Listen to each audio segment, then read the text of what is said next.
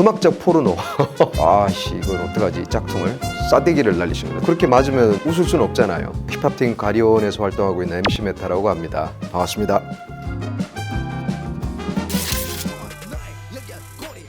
1세대 래퍼라고 불러주셔서 감사하죠. 지금도 그렇게 불러주신다는 거에 대한 건 감사한 거죠, 당연히. 네, 이런 거 안 해봤는데 이렇게 그렸습니다. 탄생은 플러스 100점. 제가 선택해서 태어난 건 당연히 아닌데 태어나 보니까 잘 태어난 것 같다 라는 생각에 맨 위에다가 찍었고요. 그리고 뚝 떨어져요, 계속. 어릴 때 저는 굉장히 내성적이고 사교적이지 못했어요. 삼남의 장남이었고 본보기가 돼야 됐고, 그러다 보니까 밖으로 이렇게 분출하고 싶은 것들을 계속 참으면서 어린 시절을 보냈던 것 같아요. 그러다 보니까 이렇게 점점 다운되다가 고등학교 2학년 18살 때 음악을 만났죠. 이때 제가 봄소풍을 갔나? 저희 반에 어떤 친구가 통기타를 치는데 여학생들이 모여들더라고요. 그래서 저거다, 우리가 여자를 만날 수 있는 유일한 방법은 통기타다 해서 그때부터 이제 기타를 잡기 시작했죠. 진짜 막 손가락 너무 아팠는데 C코드를 잡고 스트로크를 했을 때 소리가 빡 날 때 저는 좀 과장해서 표현하면 눈앞에서 우주가 보였어요, 이렇게.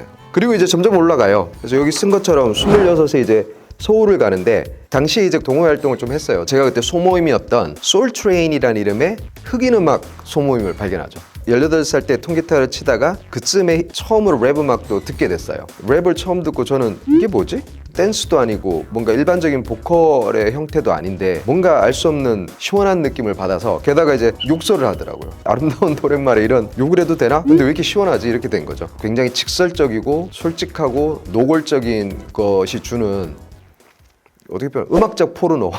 네. 거기서 엄청난 매력을 느껴서 힙합이다, 우리끼리 한번 만들어보자, 흉내내기를 하자 라고 시작한 게 동호회 창작곡이었어요. 97년에 저희가 자체적으로 첫 앨범을 내요. 그리고 그때 그 앨범을 내고 뭔가 쇼케이스 같은 걸 파티를 하자 해서 찾아다니다가 희한한 이름의 공연장을 저희 회원 중에 한 명이 찾은 거예요. 예약을 해놓고 공연을 했는데 엄청 많이 왔어요. 그때 이제 30명, 50명 들어가는 사이즈예요. 근데 거기 한 100여 명이 오니까 사장님이 놀라신 거죠. 그래서 이거 우리 가게 열고 이렇게 사람 많이 온 적 처음이다, 한 번 더 하자 파티를. 제대로 매주 공연하면서 클럽밥을 먹으면서 함께 갈 수 있는 뮤지션을 조금 정리를 해서 나오면 좋겠다 해서 이제 저희가 알겠다 하고는 빠르게 정리했죠. 그때 제가 동호회에 들어와서 좀 이렇게 활동을 하려고 하는 친구 한 명을 제가 픽을 해요. 지금 저희 멤버인 나찰이었던 거죠. 첫 번째 팀으로 가리온이 나와서 공연을 시작했죠. 그래서 그게 여기 있다시피 28 가리온 데뷔 시점이 또 상승 곡선을 그렸던 시기였어요. 그러다가 마침 이제 저희를 눈여겨봤던 분이 또 좋은 기회를 주셔가지고 알레스 뮤직과 계약을 하게 되고, 제 나이 34살 때 드디어 여기서 더 올라갔죠. 가리온 1집을 발표를 했어요. 아마 저희가 지금까지 냈던 모든 앨범 중에서 제일 많이 팔렸을 거예요. 제일 많이 팔렸고, 어쨌든 그 음반이니까요, 정규니까요, 탄생과 같은 위치에 있습니다. 그렇게 이제 내고 갑자기 나락으로 떨어져요. 앞서 이제 가련 1집을 2004년에 내고 저희 프로듀서랑 헤어지게 되면서 저희가 활동을 하기 힘들게 되고, 또 회사에서도 뭐 상황 자체가 그렇게 됐으니까 멤버가 이제 빠져나가게 되고, 저희는 이제부터 어떻게 더 나갈까 하던 순간에 그냥 빡 중단되고, 저한테 갑자기 그 전까지 잊으려고 애썼던 것들이 갑자기 확 다가오죠. 현실이라는 게. 먹고 살아야 되는 거죠. 제가 참 미안하더라고요. 둘째가 벌어오는 돈으로 뭔가 기생충 같은 느낌이 드는 거죠. 안 되겠다 해서 주변에 제가 수소문을 해서 알바 자리를 구했는데 병원에서 주차 유도원으로 일을 하게 됐어요. 병원이니까 대부분은 아파서 오시니까 다들 좀 기분이 안 좋은 상태예요. 어쨌든 서비스 직종이라 최대한 웃고 밝게 돼야 되고, 그러다가 거기서 이제 어떤 일이 하나 터지게 돼요. 어떤 분이 이렇게 넘어오시다가 차가 다니는 길에 그냥 차를 대놓고 내리신 거죠. 그리고 갑자기 그냥 들어가셔가지고 제가 여기 대시면 안 된다, 차를 좀 빼주셨으면 좋겠습니다, 부탁드릴게요 했는데 화를 내시는 거죠. 물론 화내시는 분들은 많으니까 제가 뭐 차근차근 설명드리고 좀 부탁드린다고 했는데, 그분이 그날 좀 병원 오셨다가 좀 안 좋은 상황이셨나 봐요. 욕설을 하시고. 근데 이제 저도 인간인지라 계속 그러시면 저도 이제 당연히 기분이 안 좋죠. 그래서 욕설하지 마시라 이렇게 했는데 이제 저한테 이제 싸대기를 날리신 거죠. 따기를 때리신 거죠. 근데 이제 저도 그렇게 맞으면 웃을 수는 없잖아요. 저도 이제 이게 뭐 하시는 거냐고, 저도 이제 경황이 없었지만 이런 상황이 생겼다 해서 본부에 무전을 쳐야 돼요. 그리고 이제 어쨌든 일단락이 됐는데 그때 참 기분이 정말 이상하더라고요. 그러니까 뭔가 억울하기도 하고, 저희끼리는 그런 얘기 가끔 했거든요. 유도원들끼리 이제 아마 우리가 병원에서는 제일 밑바닥일 거다, 폭행을 당하면서까지 그런 취급을 받을 이유는 없잖아요.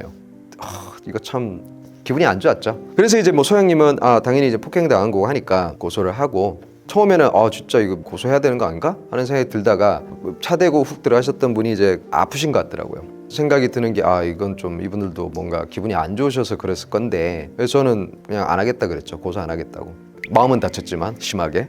그래서 딱히 그분들 사과도 안 했지만 그냥 넘어갔어요. 그러고 이제 집에 와서 있는데 정말 이상한 감정이었어요. 막 짬뽕이 돼서 뒤섞여가지고 고독감도 될 수 있고 외로움도 될 수 있고 쓸쓸함, 슬픔, 분노. 당연히 동생들한테 얘기 못하죠. 그래서 아무 말을 할 데가 없는 거죠. 어디다가 속으로만 이제 서서히 녹여내는, 만년설 녹듯이 녹여내는, 그때가 제가 제일 좀 힘들었던 것 같아요. 네. 이 힘든 시기에서 갑자기 확 꺾여서 또 올라가요. 주차 유돈으로 이제 주임까지 달고 열심히 일을 하고 있던 시기에 연락이 옵니다. 연락이 와서 언제까지 그 일을 할 것이냐, 가련 2집으로 컴백을 하자 해서 제작을 이제 하자는 분의 연락이 온 거죠. 이제 때가 왔구나. 바로 얘기를 했어요. 제가 일하던 회사에. 그 회사 소장님이 얘기하셨던 게 기억나는 게, 일을 잘하니까 더 위로 직위를 올려서 발령을 하려고 했다. 당연히 그럼 연봉도 올라갈 거고, 진짜 손톱만큼도 미련이 없었어요. 그동안 감사했고 잊지 않겠습니다 하고 그냥 뒤도 안 돌아보고 갔어요. 나차를 만나죠. 가리온으로 다시 두 번째 앨범을 할 건데, 나는 너랑 같이 가리온으로 활동을 하고 싶지만 너는 어떻게 생각하냐. 그때 저희가 이제 치맥을 했는데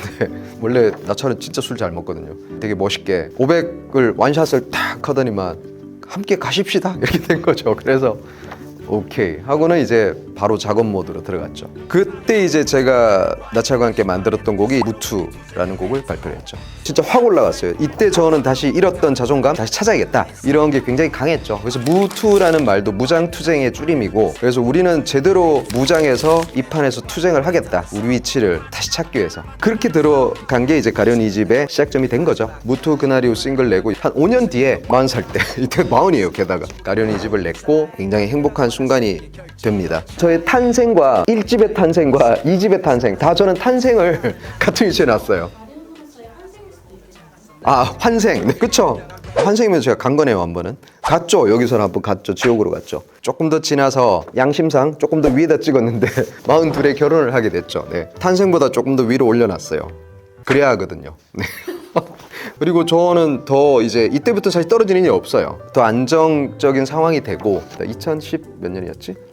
결혼하고 얼마 안 됐으니까 2013, 14년쯤인가요? 제가 앞서 말씀드린 것처럼 마스터플랜에서 프리스타일 할 때 항상 입에 붙어있는 단어 중에 하나가 이제 연결고리였어요. 너와 나의 소리, 이건 우리의 연결고리, 이런 거를 입에 붙어있는 것들이 그냥 자동으로 이제 공간을 메꾸는 식으로 튀어나올 때가 있단 말이죠. 근데 그걸 덕화역과 같은 훌륭한 프로듀서가 잘 캐치를 해놨다가 덕화역과 도끼가 일리네어 레코드라는 레이블을 이제 출발을 하고, 첫 컴필레이션 앨범을 낼 때 연결고리에 이제 훅을 맡아달라 그때 제안을 했고, 근데 저는 이제 처음에 벌스도 쓰고 싶어가지고 벌스도 썼는데 벌스는 까이고 훅 맡아달라 했잖아요. 이렇게 알았어. 그래서 이제 훅만 녹음을 했죠.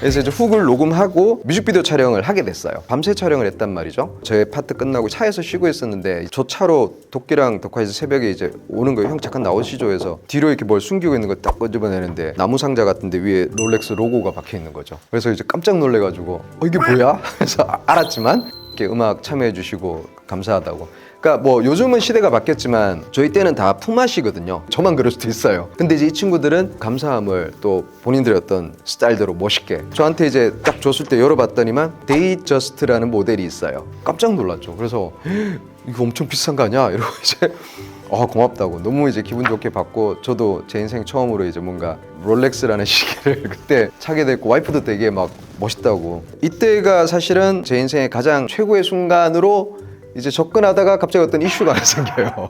한 3개월 더 찼나? 시계가 안 가는 거예요, 갑자기.